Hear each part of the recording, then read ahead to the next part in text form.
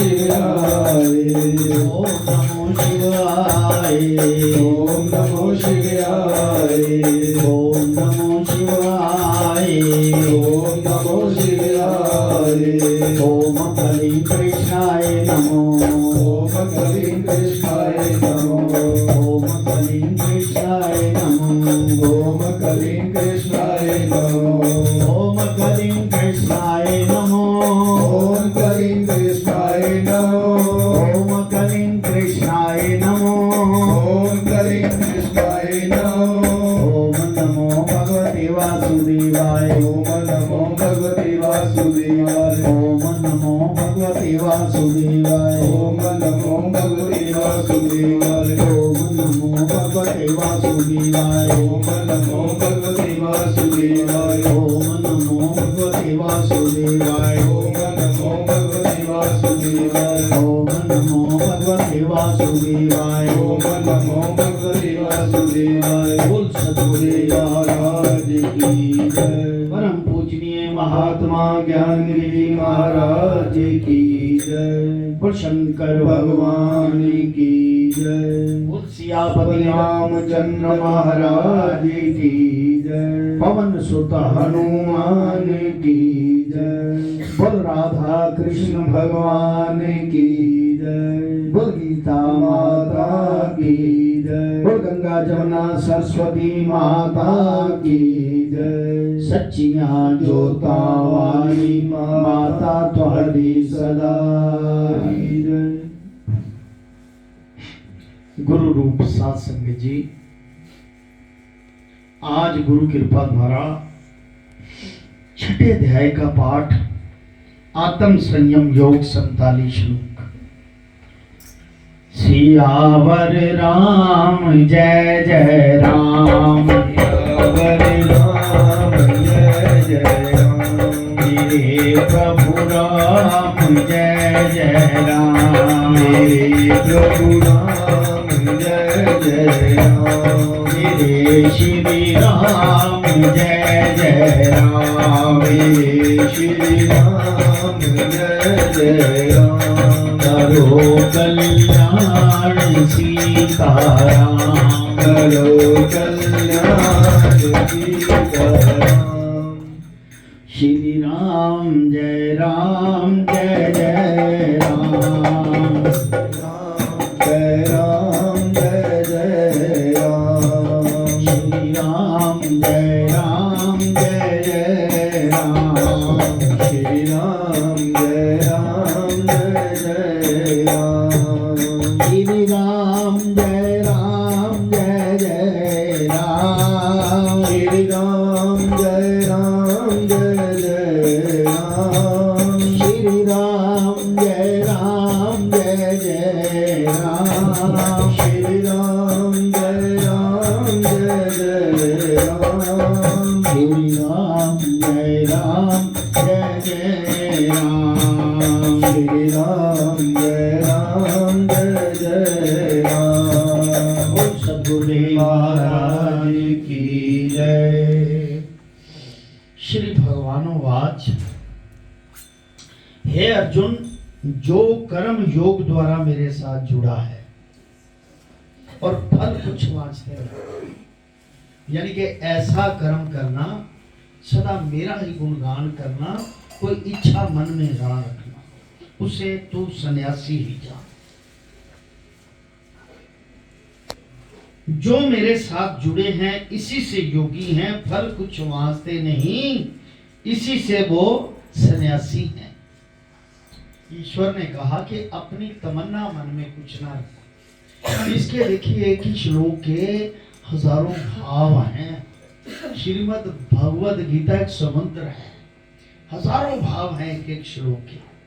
वो कहते, आप गृहस्थी हैं, मायावी जीव हैं, क्या हम गृहस्थी का काम बंद कर दें? सोचने वाली बात है।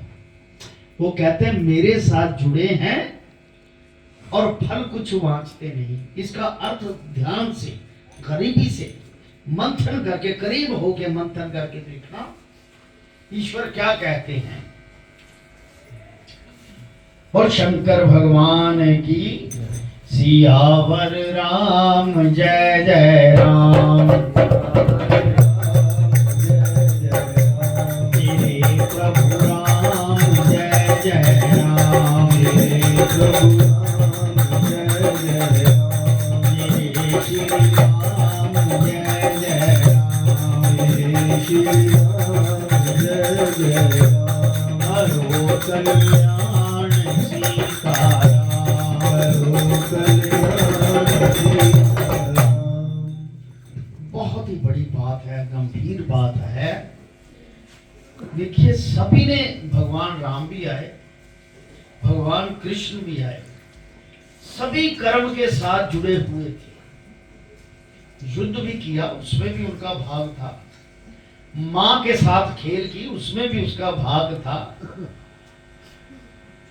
मित्रों के साथ खेल किया, उसमें भी उसका हिस्सा था कर्म का। लेकिन वो निष्कर्म था। वो जो भी उन्होंने कर्म किया जन कल्याण था, अपना स्वार्थ नहीं था।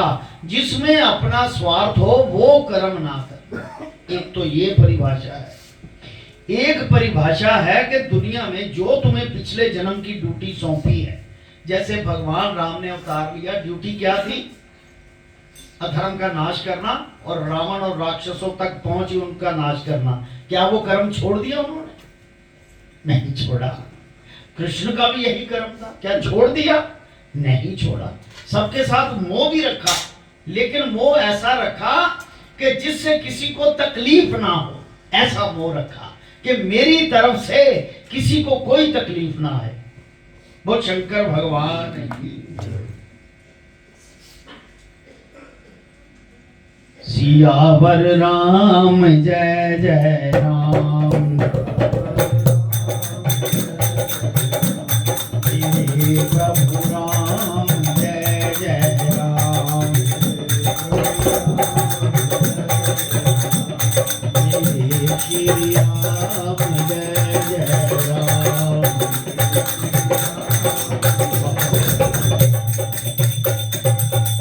बोल सियापति रामचंद्र महाराज की जय। पवन सुत हनुमान की जय। एक छोटी सी एग्जांपल बताता हूँ, इसी श्लोक में ये पाठ समाप्त हो गया। ऐसी बात नहीं, ये श्लोक इतना जबरदस्त है, अगर हम समझ जाए, हमारे दिमाग में बात फंस जाए तो बहुत ही बढ़िया है। जहां पर भगवान राम जी जब गए ना, पार करना था, वो दरिया पार करना था,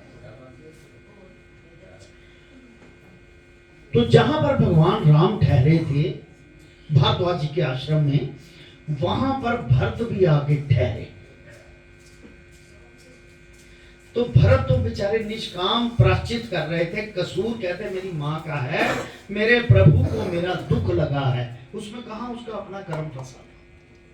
कहते मेरे प्रभु, मेरे बड़े भैया को उस चीज की तकलीफ हुई है, और कांटों पे चल के, पता नहीं कितनी तकलीफ, जंगलों में इतने कांटे होते हैं, कैसे वो पहुंचेंगे, कैसे वो पूरा करेंगे 14 साल। ये उसको दर्द था, अपना नहीं था।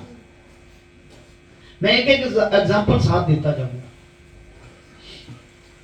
ऋषि भारद्वाज जी से उन्होंने पूछा, मैं बहुत शक में हूं, वहम में हूं। अब भरत का भी कोई कर्म नहीं है, लेकिन शक है, वहम है। किस चीज का? क्या मेरे भैया राम मुझे प्यार करते हैं? मतलब पता तो चल गया कि मेरी माँ ने, जो भगवान राम की सौतेली माँ थी, उसे 14 साल का वनवास दे दिया, और शायद मेरे बारे में भी सोचते हो कि इसको गद्दी देनी है, इसलिए राज दिया है, वनवास दिया है। क्या भगवान राम मुझे, मेरे प्रभु, मेरे भैया मुझे प्यार करते हैं? तो ऋषि भारद्वाज ने कहा कि मुझे तो इतना पता नहीं, हाँ, लेकिन मैं तब पास था जब वो पार करना था, केवट को बोले ये दरिया पार करवा दो मुझे, ये केवट को बोले, तो उन्होंने कहा अच्छा ठीक है, एक ब्राह्मण बुलाओ। तो कहते मैं गया था वहां पर, जो मैंने अपनी आंखों से देखा जैसे जल की अंजलि ली, क्योंकि भगवान राम मर्यादा वाले थे, कोई भी अनुष्ठान शुरू करना हो तो पहले मर्यादा को ध्यान में रखते थे, चाहे जंगल में ही क्यों ना, मर्यादा का ध्यान रखते थे। अनुष्ठान किया, जल में अंजलि ली, तो भारद्वाज मुनि जी जब पढ़ने लगे, ये कौन सुना रहे हैं? भारद्वाज जी भरत को सुना रहे हैं कि वो कहते हैं मुझे कितना प्यार करते हैं। तो भरत को ये सारा कर्म हो रहा है, लेकिन किस कर्म से हो रहा है ये बीच में समझना बहुत जरूरी है। जल में अंजलि ली, ओम विष्णु विष्णु विष्णु श्रीमद् भगवतो महापुरुषस्य विष्णु राज्ञा पर्वत मानस्य अद श्री ब्राह्मणों श्री श्वेत वारा कल्पे जम्मू द्वीपे भरत खंडे। जैसे भरत नाम लिया, हाथ से जल छूट गया और गिर पड़े। मुझे नहीं पता कितना प्यार है, लेकिन तुम्हारा नाम लेते ही भरत नाम भरत खंडे जैसे आया, वो जमीन पे गिर पड़े, वो इतना तुझे प्यार करते हैं। भरत की आंखों में आंसू निकल आए। अब ये देखो, ये जो उन्होंने कर्म किया, अब बात तो गीता पाठ की हो गई, जो उन्होंने कर्म किया, क्या ये ईश्वर के निमित्त नहीं था? क्या उनका अपना कोई स्वार्थ था? बिल्कुल नहीं था। ये केवल भगवान राम जी जो जन कल्याण करने जा रहे थे, कोई कह रहा था कि मेरे भगवान को तकलीफ ना हो, मेरी माँ ने ऐसा किया है, ये दुनिया का कर्म पीछे जो लिख के आए हो ये आपको करना ही है, अपने ऊपर लगाओ। जैसे आपने बच्चे पालने हैं, उनके लिए कर्म करने जाना है, ये पिछले जन्म का ऋण चुका रहे हैं, इसमें आपका कोई दोष नहीं। जो ऋण आप चुका रहे हैं अज्ञानता में, जो किया आपने, भगवान की तरफ नहीं आए थे, वो ऋण का धीरे धीरे कर्जा चुकाते हुए ईश्वर की तरफ ध्यान करके उसका गुणगान करते और सच्चे मन से कहो कि मुझे अपनी शरण में ले लो, यही संन्यास है। बोल सतगुरुदेव महाराज की। सियावर राम जय जय राम, मेरे प्रभु राम जय जय राम, मेरे श्री राम जय जय राम, करो कल्याण सीताराम। बस ये ध्यान रखना कि ईश्वर का ध्यान कभी ना छोड़ना, उसके ध्यान में स्पर्श रखना, अपने आप को जोड़ के रखना उसके ध्यान में, यही संन्यास योग है। हे अर्जुन, जटा के धारे से, भस्म के लगाने से, अग्नि धूनी जलाकर बैठने से सन्यासी नहीं। ऐसे ही किसी ने जटा रख ली, मैंने देखा सन्यासियों के पास कई लोग जाके उनकी नकल करते हैं, जटा रख ली, भस्म रमा ली, वैसा वस्त्र सिला लिया, गले में माला पहन, लेकिन उस योग्यता नहीं पहुंचे, योग आरूढ़ नहीं हुए, कर्म वही सारे कर रहे। कहते ऐसे लोग सन्यासी नहीं होते। हे पांडव, योगी जन सन्यासी उसको कहते हैं जिसके मन में मेरे चरण कमल के बिना और कुछ नहीं। ये तो वही हिसाब हो गया जैसे मनु ने कर्म के आधार पे 4 वर्ण बनाए थे, वैसे तो सभी ब्राह्मण है, वैदिक है, सनातनी है, उसका नाम ले, जो उसका नाम जप रहा है वो ब्राह्मण है, सन्यासी है। वैसे तो तब सभी शूद्रता से पैदा हुए हैं, ब्राह्मण भी शूद्र है। वैसे तो 4 वर्ण अपने अंदर हैं, गंदगी से पैदा हुए ना शूद्र, ये सभी शूद्र हैं, लेकिन कर्म से ब्राह्मण हैं सभी। आप ये कर्म कर रहे हो, आप ब्राह्मण हो, क्योंकि जो बात समझ रहा है, जिसको बात की समझ आ गई वो ब्राह्मण है। जिसको समझ नहीं आई वो भी या वैश्य है या शूद्र है। क्षत्रिय भी नहीं बना, क्षत्रिय भी जन कल्याण के लिए होता है, किसी मजलूम बेसहारा के ऊपर। और एक बात मैं बता दूं, हर जगह आया था पिछले अध्याय में कि क्रोध नहीं करना तभी प्राप्त होगे ईश्वर को। क्या भगवान राम को क्रोध नहीं आया? ऐसे ही बाण चला दिया, ऐसे समुद्र सुखाने चले थे। क्रोध सबको आता है, किसके लिए? क्रोध आना चाहिए जहां जन कल्याण की भावना हो, तो वो भी आपका क्रोध नहीं गिना जाएगा। जहां पर स्वार्थ की भावना है वो क्रोध गिना जाएगा। ये बस ज्ञान की बात है कि समझ आ जाए तो कुछ भी नहीं। सन्यासी हो आप लोग, ईश्वर के साथ जुड़े हो, पता नहीं कब उसकी दया आ जाए आपका चक्षु खोल दे। वो उसकी दया पर आप अपना तो कर्म करो, उस पर निर्भर करता है कब आपका चक्षु खोले और किस समय खोले। इससे वो सभी देख लेता है फ्यूचर में इसने क्या करना, उसको पता है, तो फिर वो दया करके चक्षु खोल देते हैं। जो फ्यूचर में जन कल्याण के बारे में उसकी उत्पत्ति हो गई, अंदर से जन कल्याण के बारे में उसका चक्षु खोल, सबका नहीं खुलता क्योंकि स्वार्थ की भावना बीच में रहती है, नहीं खुलता।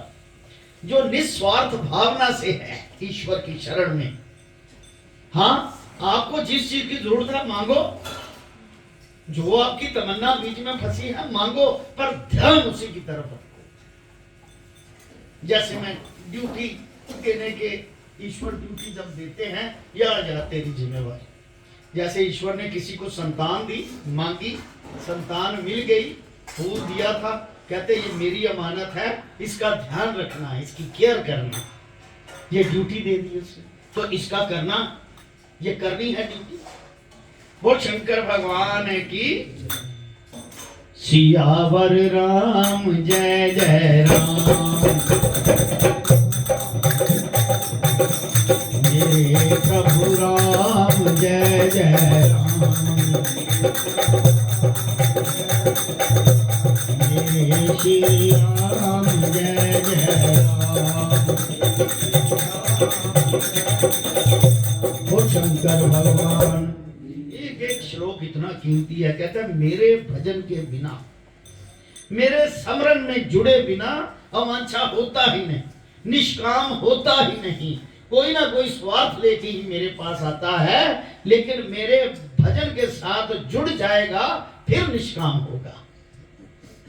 मेरे साथ जुड़े बिना अवांछा नहीं, इच्छा मिटती ही नहीं जब तक मेरे साथ नहीं जुड़ता। बोल शंकर भगवान की अवांछा हुए बिना मेरे स्मरण से जुड़ना ही नहीं। जब मेरे स्मरण साथ जुड़े तब अवांछा हुए बिना योगी कोई नहीं। इस कारण से सन्यास और योग एक से कहे। योग भी एक, योगी एक ही चीज है और सन्यासी भी एक ही चीज है। चाहे वो गृहस्थी में हो, चाहे एकांत में जाके कंसंट्रेट करके ईश्वर को मनाने की कोशिश कर रहा हो। कई बार ऐसा होता है आदमी रूठ जाता है ना, मानता ही नहीं है, मानता ही नहीं है। एक विद्वान, एक सियाना कहता एक मिनट मेरे पास आ, उसे एकांत में लेके उसके कान में घुसाते, इसमें तेरा ये लाभ है, तो उसको पता चल जाता है। ऐसे ही सन्यासी लोग, योगी लोग कहते यार इस संसार में मेरा लगेगा नहीं, मैं अकेले कर लेता। वो किसी से नफरत नहीं करता। सन्यासी अकेले, सन्यासी से कभी नफरत नहीं करनी। ये पता चल जाता है इसके पास क्या है, उसकी औरा बता देती है, उसकी पूर्ण औरा होती है। जिसको औरा देखने का पता है, किसकी खंडित है, किसकी पूर्ण है, वो बता देगा कि इसके अंदर पॉजिटिव एनर्जी है या इसके अंदर नेगेटिव। बोल शंकर भगवान की जो कोई मेरे योग के साथ जुड़ना चाहे तो इसको मेरे जानने के जो सत्य कर्म स्नान आदि से लेकर 100 करने चाहिए। जब सत्य कर्म कर निर्मल हुए तब मेरे साथ जुड़े।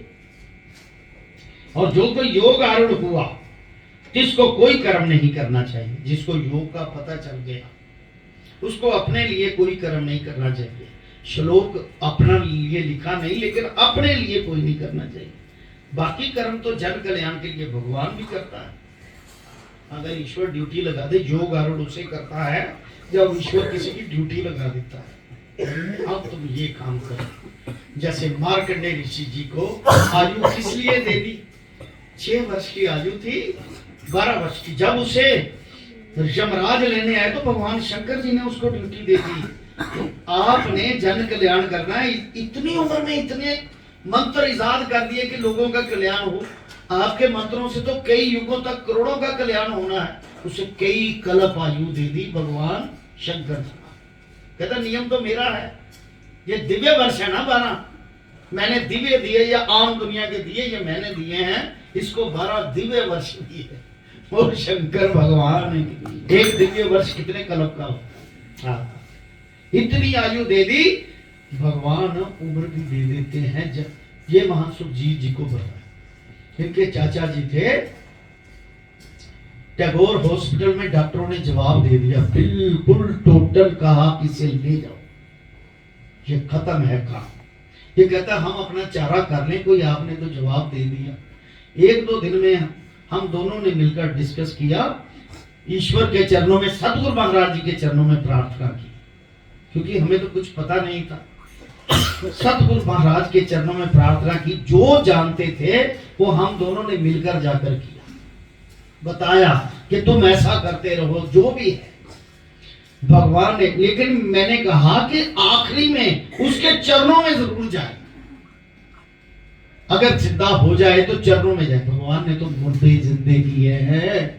जो डॉक्टरों ने जवाब दिया उसे, भाई भजन करो, सत्संग करो, उसके बाद जब उम्र मिल जाए। किस लिए उम्र मिलती है? सत्संग कीर्तन भजन के लिए, ताकि कल्याण हो सके। आगे ना करे तो उसकी मर्जी, कल्याण के लिए उम्र मिलती है। उम्र तक दे देते हैं ईश्वर। प्रत्यक्ष प्रमाण हमने अपनी आंखों से देखा, एक का नहीं कईयों का, एक का नहीं, अपनी माँ का भी प्रमाण देखा है। ये गुरु महाराज जी की कृपा है जिससे ये सब कुछ हो सकता है। जब हमारे साथ प्रैक्टिकल ऐसा हो सकता है तो आपके साथ भी होगा। ईश्वर जब दया करते हैं, एक केवल एक ही बात है कि उसके पास आने के लिए श्रद्धा चाहिए, मन साफ चाहिए, हृदय से जो मांगना मांगो। मांगते हैं ईश्वर से, क्यों नहीं मांगते? किससे मांगे? अपने बाप से मांगना है, माँ बाप से मांगना है ना, ये हमारा बाप है। हमारे संन्यास योग में ये जो वेदांती लोग हैं, गुरु ही बाप होता है सब कुछ, ईश्वर भी, बाप भी, सब कुछ। और शिष्य का गुरु पर पहला अधिकार होता है, बाकी अधिकार दुनियादारी के बाद में गुरु पर। शिष्य का पहला, उसकी जेब में से कुछ भी निकाल सकता है, गुरु कुछ नहीं कहते। कहते हाँ मेरा बच्चा है, वो हृदय देख लेते, स्पष्ट है। गुरु का ऐसा प्रयोजन होता है जो सच्चा गुरु होता है। सियावर राम जय जय राम,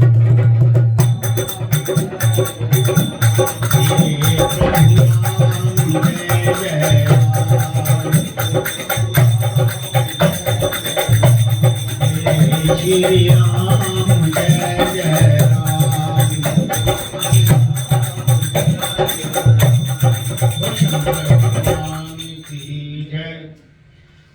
योग आरूढ़ जो हुआ, जिसको कोई कर्म नहीं करना चाहिए, जो कुछ उसकी इच्छा हो सो करे। जो योग आरूढ़ हो गया, जिसे परमात्मा का अक्ष नजर आना, उसकी फीलिंग, उसकी भावना का पता चलने शुरू हो गया, और जो वो उसकी इच्छा हो वो करे, पर इच्छा जन कल्याण निमित्त होनी चाहिए, तब वो आपके साथ है। क्योंकि प्रभु कहते मैं धर्म का साथ नहीं छोड़ता, ये ध्यान रखना। कहते जी गीता में लिखा है जो कोई इच्छा हो। एक बार पाठ का भोग पड़ गया, हम 3 लोग गुरु भाई, कहते चलो जब भोग पड़ गया बाहर से कुछ खा के आते। बच्चे ही थे, हम भी नादान थे, खाने गए, कहते पूड़ियां खा लो, छोले खा लो। मैंने कहा यार पूछ लेना, लहसुन तो नहीं डाला।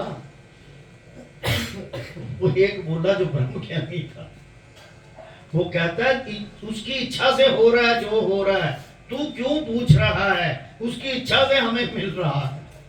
मैं कह नेम तो आज का दिन भी रहना चाहिए, लहसुन प्याज जो आप नेम रखते हो वो तो आखिरी दिन भी होना चाहिए। जैसे जिस दिन व्रत का मोक्ष होता है उस दिन भी परहेज होना चाहिए सारा।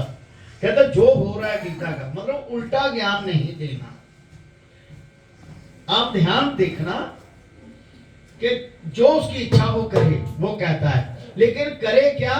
जन कल्याण के लिए। सोवे तब सो रहे, जो बैठे तो बैठा रहे। योग आरूढ़ इच्छाचारी मुक्त रूप है। योग आरूढ़ क्या होता है, इसके लक्षण सुनो। इंद्रियों को किसी विषय में ना उठे। देखिए पहली बात तो उसकी ख्वाहिश ही ना जागनी चाहिए। इंद्रियों मन में मेरे सिमरन के सिवा भाग ना हो, ये योग आरूढ़ की बात है। चिंता ना हो, जब ऐसा हो तब योग आरूढ़ हुआ। उसने अपनी आत्मा का उद्धार किया, संसार के विषयों के स्वाद में नहीं रमा, और अपना ही मित्र आत्मा है, अपना ही आत्मा शत्रु है। मित्र और शत्रु दोनों है आत्मा। जो बुरे कर्म की तरफ ले जाए वो शत्रु उसका हो गया, जो अच्छाई की तरफ ले जाए वो उसका मित्र हो गया। जिसने विषयों से बच कर अपनी आत्मा को मेरे भजन के साथ जोड़ा है, किसका आत्मा अपना मित्र है। जिसने मुझको विसार कर, प्रभु को ना विसारना चाहिए, जिसने मुझको विसार कर अपना आत्मा विषयों में लगाया है, उसका आत्मा शत्रु है।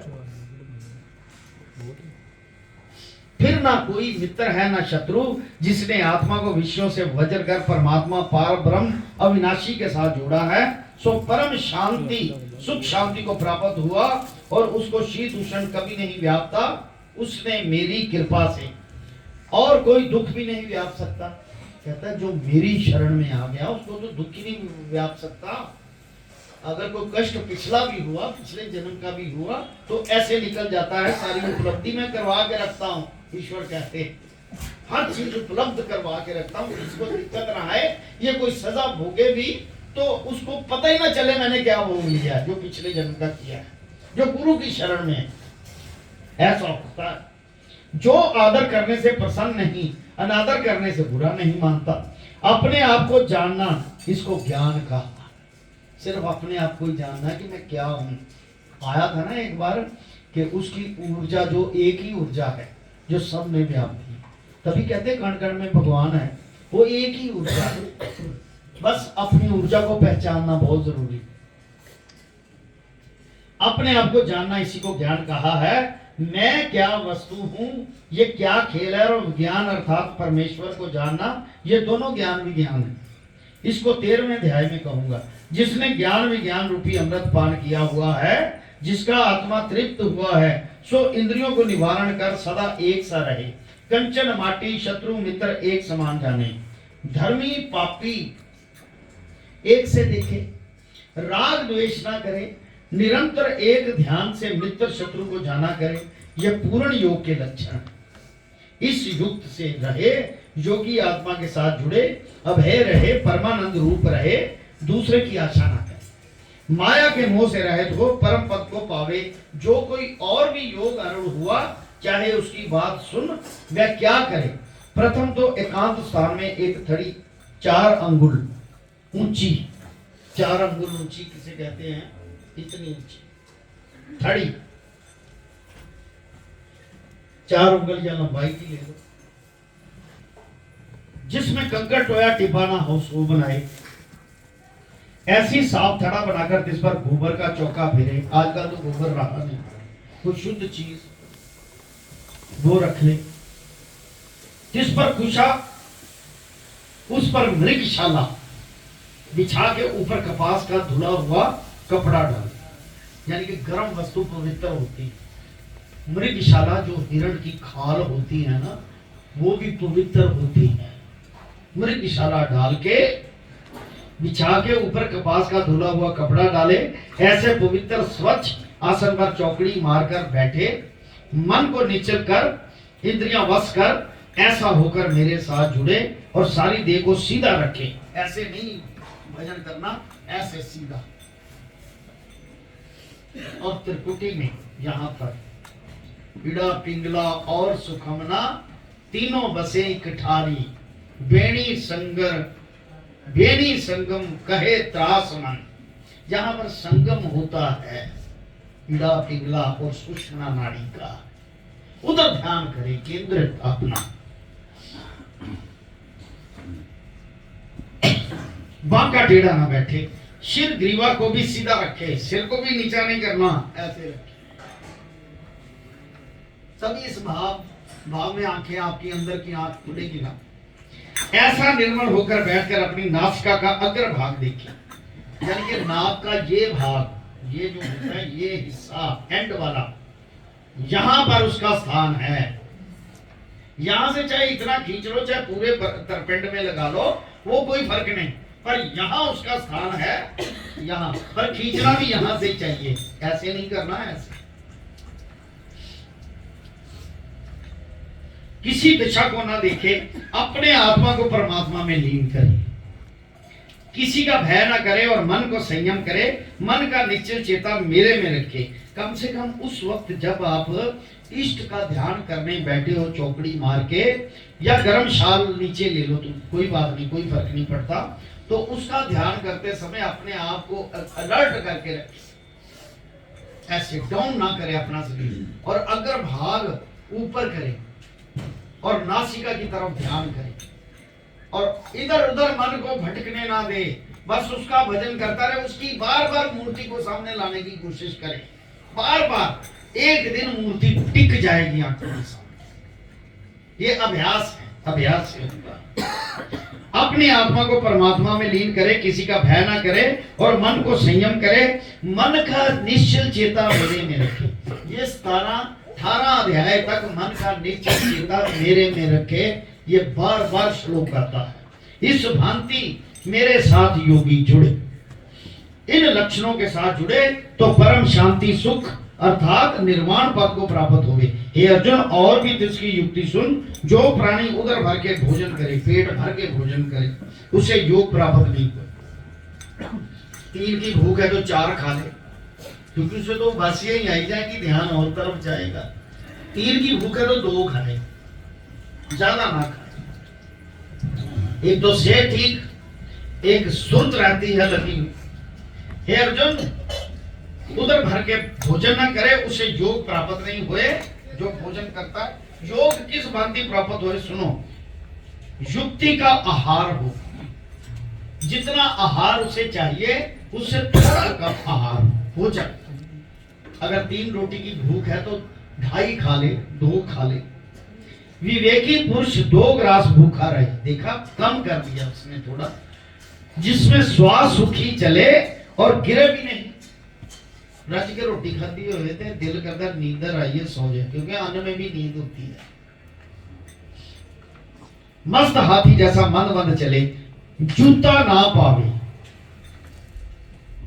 जूता ना पावे, यानी कि पांव में जब भक्ति करते हैं ना ईश्वर की, ईश्वर के चरणों में जाते हैं जब, तो नंगे पैर, कहते थे नंगे नंगे पैरी माता अकबर आ गया।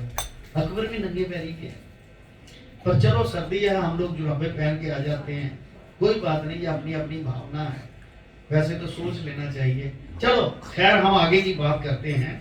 जूता ना पावे, दृष्टि कर पृथ्वी को देखता चले, जहां कोई जीव जंतु कंकर काटा ना हो वहां चरण धरे, अपवित्र ठोर ना धरे, जागता रहे तो भी योग नहीं हुए, सोए रहे तो भी योग नहीं हुए, सोना जागना सहज कर, पैर राती पहली जागे, पहर पिछली जाए, तो ऐसा युक्ति कर योग करे जिसको ये योग प्राप्त हो।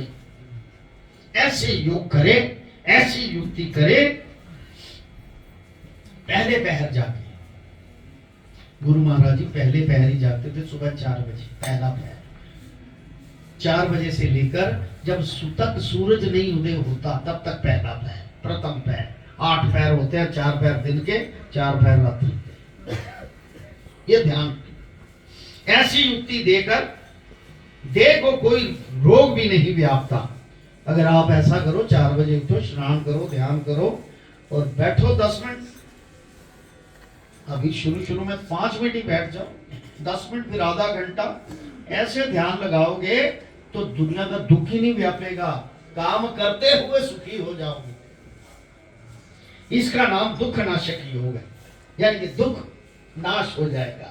विवेकी पुरुष योगी का मन जब आत्मा के साथ जुड़ जाए तब इसके मन में किसी वस्तु की वांछा नहीं रहे, जिसको योग युक्त कहते हैं।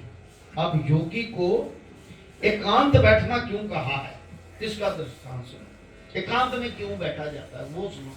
जैसे जिस जगह पवन नहीं चलती उस जगह दीपक निर्मल अडोल ज्योति प्रकाश करता है, और जो पवन लगने के स्थान में रखे तो जिसकी ज्योति डोले। अब हवा में ज्योत रखो तो ऐसे ऐसे डोले। एकांत में रखो, जहां हवा नहीं जाती, उसको नहीं लगती, वहां ज्योत खड़ी होगी। इसी तरह इंसान एकांत में भजन करे तो दुनिया के शोरों गुल से परे होता। जैसे संगीत ही लगा लो, बाकी छोड़ो। रस में संगीत का रियाज करोगे तो आपका ध्यान भटक जाए, अलग करोगे बैठ के अकेले में तो उधर ध्यान लगेगा। ऐसे ही भगवान की भक्ति में अकेले बैठ के भजन करो। ये जो गुप्त भजन है ये अकेले बैठ के करो, जो सत्संग कीर्तन भजन है ये सबको साथ में लेके चलो। ये दोनों एक ही वस्तु है, दोनों एक ही जो है। बोल शंकर भगवान की सियावर राम जय जय राम, जय जय राम, प्रभु राम जय जय राम, जय जय राम, श्री राम जय जय राम, मेरे श्री राम जय जय राम। जो एकांत बैठकर मेरा ध्यान करे उस योगी का चेता मेरी सेवा युक्त से निश्चल हो जाता है, वो स्थिर बुद्धि वाला हो जाता है। अब जब स्थिर बुद्धि हो जाती है, चाहे फिर पब्लिक में करो कहीं भी करो कोई फर्क नहीं पड़ता, क्योंकि आपका ध्यान उधर है। ये अभ्यास से होगा। वो अभ्यास भी बहुत जरूरी है अपने आप के लिए, अपने आप को जानने के लिए। ये अभ्यास भी बहुत जरूरी है उसकी शरण में लग के, उसकी आत्म सत्ता में, उसके चरणों में बैठने की। दोनों चीजें जरूरी हैं। आत्मा का दर्शन होता है, मेरी सेवा युक्त निश्चल होए तब आत्मा को, उसको आत्मा का दर्शन होता है। ये फिर दोबारा और साफ करने की कोशिश करता हूँ गुरु कृपा से, कि ये जो आप शब्द कीर्तन सत्संग भजन कर रहे हो, क्या इससे मन साफ नहीं होता? होता है। इससे कैसे? जो एकांत में भजन करते हो तो ध्यान किसी तरफ नहीं जाता। यहाँ पर जब टिकटिकी लग जाती है तो पता नहीं रहता कौन बैठा है, कहाँ गिर रहा है, कहाँ रोना आ गया, कहाँ लेट गए, कहाँ क्या हो गया, क्योंकि एकांत वो भी एकांत है, ध्यान उसी की तरफ रहता है। जब एकांत में टिकटिकी लगनी शुरू हो जाए तो वो एकांत का समझ लो उसके स्मरण के साथ जुड़ गए। इस रश में, इन लोगों में बैठ के कीर्तन सत्संग भजन में किसी का चक्षु खुल जाए। हम लोग पता क्या है, एक ईश्वर तो कोशिश करता है आपका ध्यान भी लगे, लग जाता है और लगता भी है, और ऐसी बिरहा आती है कि आंख में आंसू निकल आते हैं, उसको अपनी होश नहीं होती, लेकिन फिर हम माया के साथ जुड़ जाते। वो खोलना चाहता है खुल जाए, अगर स्थिर हो जाए तो माया के साथ ना जुड़े, फिर ये काम करे कि जो मुझे जरूरत है, जो मेरी मजबूरी है वो मैं कर रहा हूँ, बाकी मेरा काम जन कल्याण के लिए है। बस इतना सोच ले तो उसके साथ एकांत में भी जुड़ा है, कीर्तन सत्संग में भी जुड़ा हुआ। बोल शंकर भगवान की सियावर राम जय जय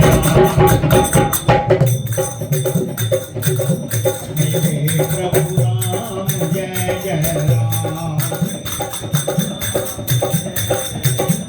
करो कल्याण सीताराम। मेरी सेवा युक्त निश्चल होए तब उसकी आत्मा का दर्शन होता है। आत्मा के दर्शन से अति सुख को पाता है। आत्मा के दर्शन का सुख कैसा है? अति अविनाशी सुख है, यानी कि उसका उस आत्मा का दीदार और इस आत्मा की दीदार एक ही चीज है। वही आपके अंदर आत्मा बैठी हुई है, वो सुख प्राप्त होता है। किसको बुद्धि जानती है कि वह सुख बुद्धि गोचर है, इंद्रियां उस सुख को नहीं जानती, इस कारण से इसका नाम अति इंद्रिय सुख है।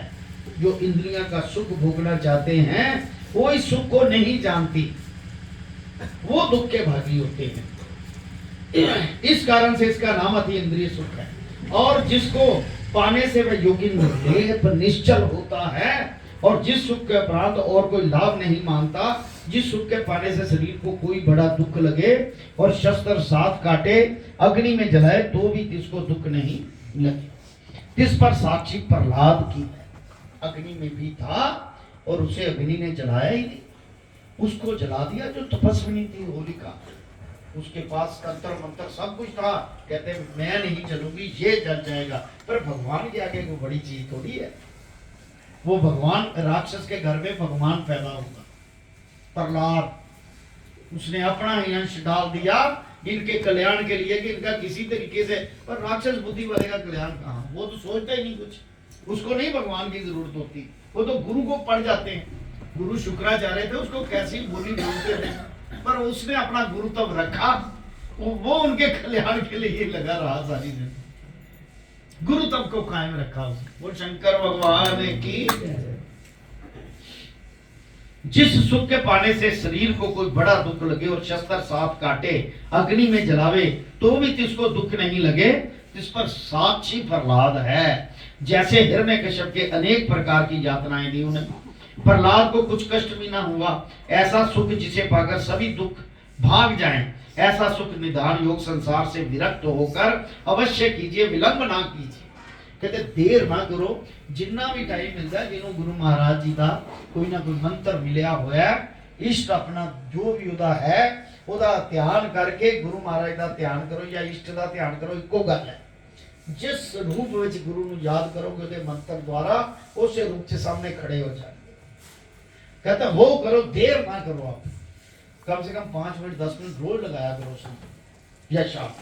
सभी कामना विसार कर और सभी इंद्रियां वश करके योग कीजिए। शनै शनै मन को बुद्धि के साथ पकड़ कर आत्मा में निश्चल रखे। हौली हौली मन को बुद्धि ना पकड़ ले। मन और बुद्धि यही कंट्रोल करने वाली चीजें, इसको पकड़े और निश्चल करे और कुछ ना चितवे। ये मन चंचल है, जिस जिस बात को चितवे तिससे निवारण कर आत्मा साथ लगा।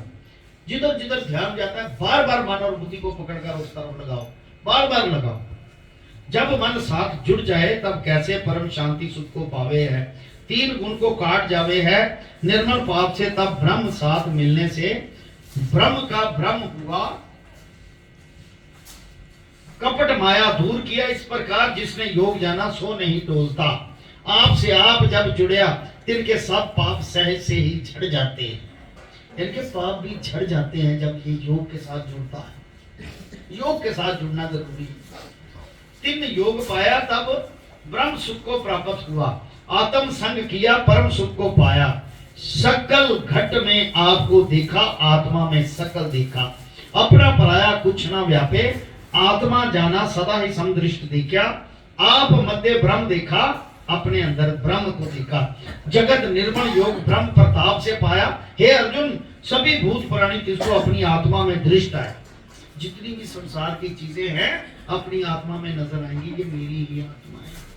चाहे वो दुश्मन के अंदर हो, चाहे दोस्त के अंदर हो, वो सभी आत्मा है उसको अपनी नजर। ऐसी जिसकी दृष्टि भई मैं उससे भिन्न नहीं, मुझसे वह भिन्न नहीं। मैं और वह एक रूप है। सब भूत प्राणियों में मुझको व्यापक जानकर जो मेरा भजन करते हैं तिनको फिर जन्म नहीं होता और सब जन्मों में मैं व्यापता।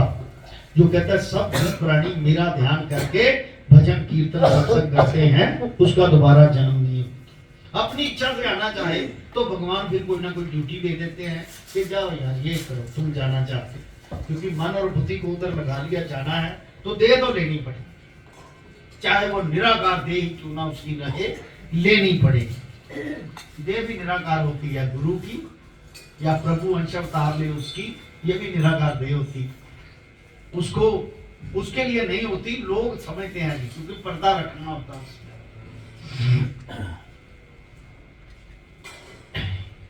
जैसा ही दूसरे को जाने, अपनी आत्मा जैसा अपने आत्मा में दुख सुख लगता है तैसा ही दूसरे को जाने, उसको भी तकलीफ है।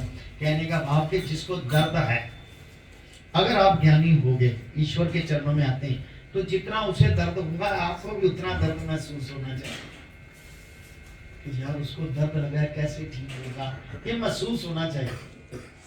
ये जानकर किसी को दुखावे नहीं, सबका सुखदायक मित्र होकर बरते। मेरे मत में सब योगियों में वो श्रेष्ठ है जो किसी का दुख दर्द सहता है और यथाशक्ति उसकी सपोर्ट करता है। कहता उससे बड़ा कोई योगी। एक बार गुरु महाराज जी से भी मैंने प्रश्न किया कि जो गरीब का हाल पूछता है, यथाशक्ति उसे देता है, जो कोई बीमार है उसकी सेवा करता है, जो उसके पास है, अगर नहीं तो फिर भी उसकी सेवा कर। कहते उसे आरती उरती करने की कोई जरूरत नहीं, उसका जन कल्याण वैसे ही हो चुका। ये संतों की बातें हैं कुछ ऐसी जो शास्त्रों में लिखी हैं, उन्होंने अडॉप्ट की कर रखी हैं। उनसे वो परे नहीं होते। आपके साथ विचरते हुए भी, आपके साथ चलते हुए भी, आपके साथ हंसते खेलते हुए भी उस बात से परे नहीं होते। कंटक राह पे चलते हुए भी उस बात से परे नहीं होते। जो उनके अंदर आत्म सत्ता है उससे जुड़े ही रहते हैं। बोल शंकर भगवान की। उनमें मेरा भजन क्या है सो सुन। हे अर्जुन, जैसे अपने आत्मा में दुख सुख लगता है तैसे ही दूसरे को जाने। ये जानकर किसी को दुखावे नहीं, सबका सुख दुख मित्र होकर बरते। मेरे मत में वही श्रेष्ठ योगी है जो सबको सुखदायक है। अर्जुन वाच, अर्जुन श्री कृष्ण भगवान जी से प्रश्न करते हैं, हे मधुसूदन जी, तुमने जिस योग को मुझे उपदेश दिया, हे प्रभु जी, ये योग तो मेरे में नहीं है और मैं ऐसा योग कर भी नहीं सकता। हे भगवान, मन तो चंचल है, मस्त हाथी की तरह बलवान है। जिस मन को पकड़ना मैं पवन से भी कठिन जानता हूं। कहता मन का यहां बैठा तो कब एक सेकंड में, नैनो सेकंड में ही दिल्ली पहुंच जाए, कलकत्ते पहुंच जाए, मन उसी वक्त उधर ध्यान लगा रहे। मन तो कहीं भी पहुंच जाता है। कहता बहुत कठिन है। अर्जुन के प्रश्न का उत्तर श्री भगवान कहते हैं, हे महाबाहो अर्जुन, इसमें कोई संदेह नहीं। मन तो चंचल है, पकड़ा नहीं जाता, पर इसके पकड़ने के दो उपाय। वो शंकर भगवान की जय।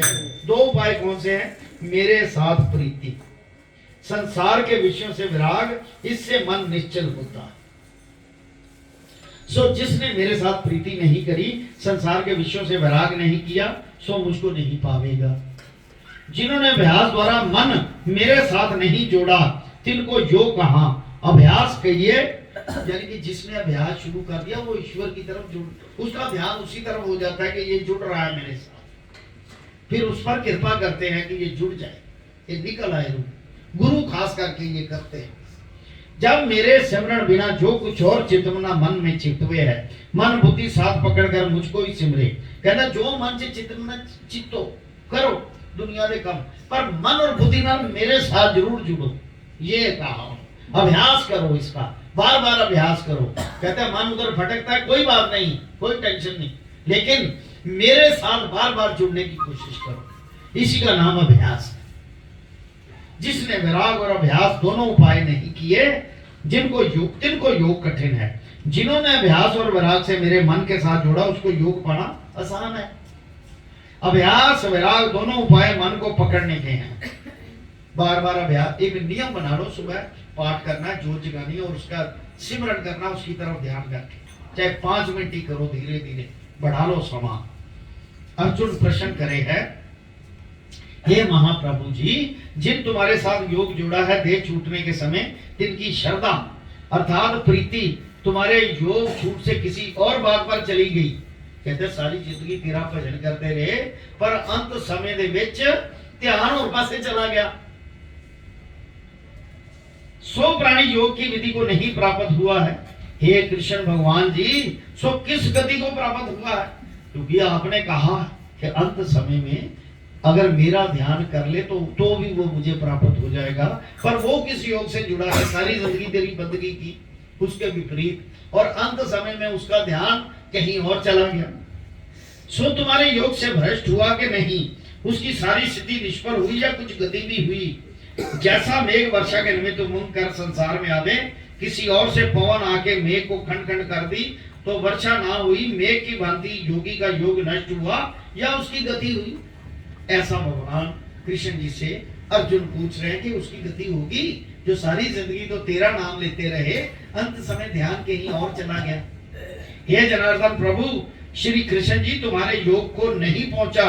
तुम्हारा तो ब्रह्म पद है, मुक्ति पद वैकुंठ जिस मार्ग से वह फिर अंध हुआ, जिसकी गति बताओ क्या है? हे प्रभु मेरे मन का संशय काटो। बोल शंकर भगवान की। तुम बिना इस संशय को चेतन हरा कोई नहीं। कहता तुम्हारे बिना कौन काट सकता है इस शक को, इस वहम को? भगवान वाच है अर्जुन, उसके योग को तू नाश हुआ मत जान, जिसने मेरा सारी जिंदगी बंदगी की और अंत समय ध्यान और की तरफ चला गया। कहते हैं वो नाश नहीं हुआ। जिसने एक बार भी मेरा नाम लिया, नमस्कार किया, मैं सत्य रूप अविनाशी सदा कल्याण रूप हूं। अब योगी जिसका मन देह छूटने के समय त्याग के और बात पर गया, तिसकी गति सुन। जिस स्वर्ग को पाने के लिए मनुष्य ने बड़े दान करते हैं, यज्ञ करते हैं, सो स्वर्ग मेरे योगी को दंड है। वह भ्रष्ट योगी जो भोगे है सो स्वर्ग का वृत्तांत सुन। वहां देवता ही बसते हैं। कहता उसकी भी गति होती है, क्योंकि सारी जिंदगी तप की। कहता एक बार जिसने नाम ले लिया, जिसने सच्चे मन से एक बार भी कह दिया, वो पहुंच जाता है। वो पता क्या है, उसको सुख की प्राप्ति, स्वर्ग कहते हैं सुख को, उसको सुख की प्राप्ति। जहां देवता लोग बसते हैं, देवता लोग मतलब सुखी लोग बसते हैं, वहां ना कोई किसी की स्त्री ना किसी का पति, वहां अप्सरा भोगने को है। कैसे है, क्योंकि मन में ख्वाहिश को रहेगी, तभी अंत समय ध्यान उधर गया है। उस ख्वाहिश के अनुसार उसे ऐसा स्वर्ग मिलेगा। स्वर्ग एक नहीं, करोड़ों स्वर्ग है।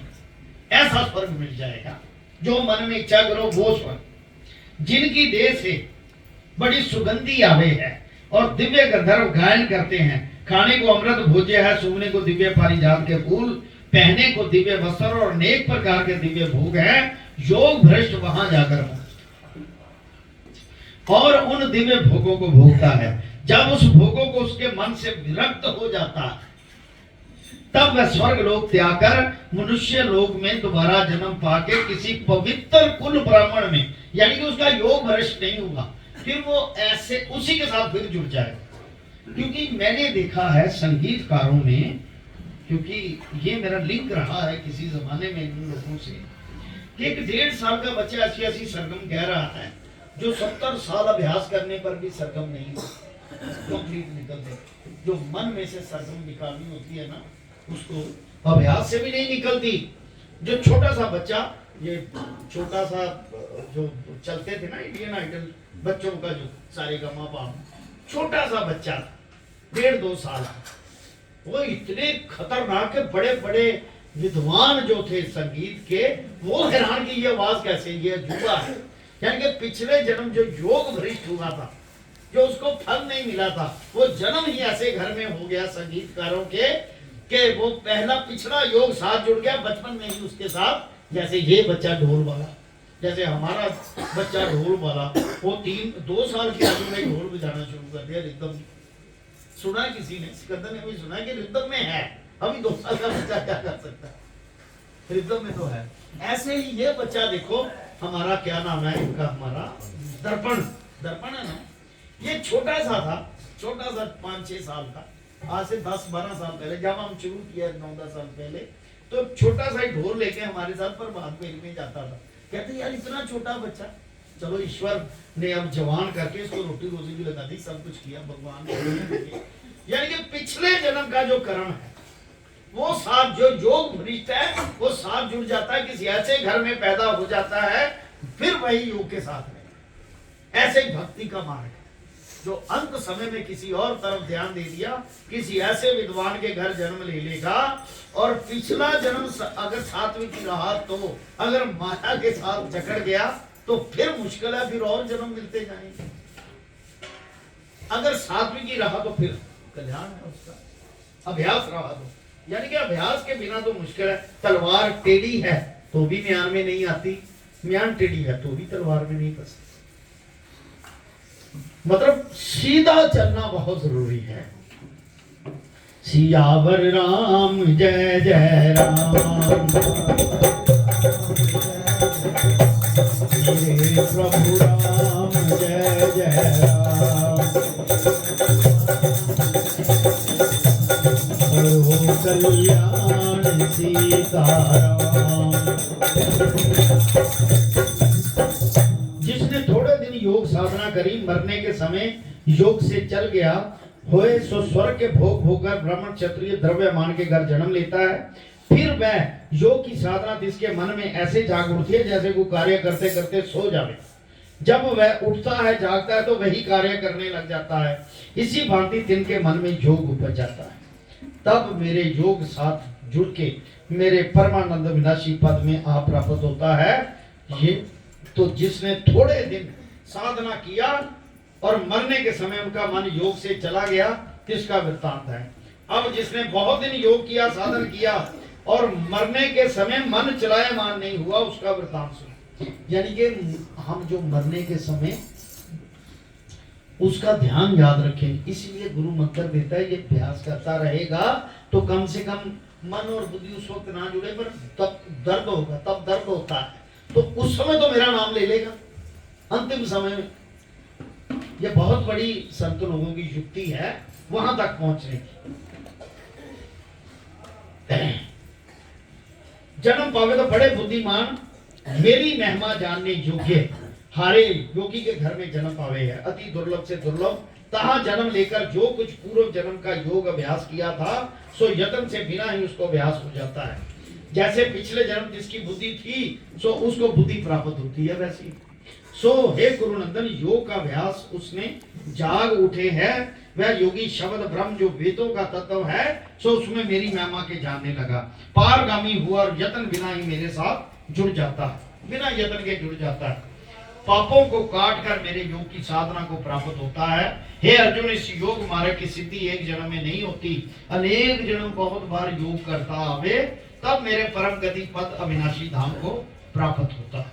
कई जन्म लग जाते योग करते करते, आपके भी पिछले जन्म है, तभी पिछले जन्म में भक्ति है, तभी इतने लोगों में बैठ के सिर्फ आप 100-150 लोग ही आते हो, आप ही आते हो, लाखों की दुनिया है, पिछले जन्मों की भक्ति के कारण आप यहाँ आ रहे हैं। हे अर्जुन, इस योग मार्ग की स्थिति एक जन्म में नहीं होती, अनेक जन्म बहुत बार योग करता, तब मेरे परम गति प्राप्त को अविनाशी धाम को प्राप्त होता। अब अर्जुन, योगी भी तीन प्रकार के होते हैं। एक तप योगी, सो उसकी वार्ता 17वें अध्याय में करूंगा। एक ज्ञान योगी, एक कर्म योगी। मेरी पूजा करने हरे तप योगी से ज्ञान योगी अधिक श्रेष्ठ हैं। जो तप करते हैं उनसे जिनको ज्ञान हो गया, ज्ञान मतलब के बुरी तरफ नहीं जाना, इस तरफ आना है, ये ज्ञान हो गया जिसको, वो कहता है सर्वश्रेष्ठ, जिसको ये ज्ञान ही हो गया। जिसकी बात सुन, जिस योगी की आत्मा मेरी प्रीति साथ मेरे में मगन हुई और नित्य श्रद्धा से मेरी पूजा करता और श्वास श्वास श्रद्धा से मेरा स्मरण भजन करता है, सो सब योगियों में श्रेष्ठ है, उससे अधिक मुझे और कोई प्यारा नहीं। श्रीमद् भगवत गीता सुपनिषद ब्रह्म विद्या योग याम शास्त्रे श्री कृष्ण अर्जुन संवादे आत्म संयम योगो नाम षष्ठ। ओम नमो शिवाय, हरि ओम नमो शिवाय, ओम नमो शिवाय, हरि ओम नमो शिवाय, ओम नमो शिवाय, ओम नमो शिवाय, ओम नमो शिवाय, ओम नमो शिवाय, ओम नमो शिवाय, ओम नमो शिवाय, ओम नमो शिवाय, ओम नमो शिवाय, ओम नमो शिवाय, ओम नमो शिवाय, ओम नमो शिवाय, ओम नमो शिवाय, ओम कलिं कृष्णाय नमो, ओम कलिं कृष्णाय नमो, ओम कलिं कृष्णाय नमो, ओम कलिं कृष्णाय नमो, ओम नमो भगवते वासुदेवाय, ओम नमो भगवते वासुदेवाय, ओम नमो भगवते वासुदेवाय, ओम नमो भगवते वासुदेवाय, ओम नमो भगवते वासुदेवाय, ओम नमो भगवते वासुदेवाय, ओम नमो भगवते वासुदेवाय, ओम नमो भगवते वासुदेवाय। बोल सद्गुरुदेव महाराज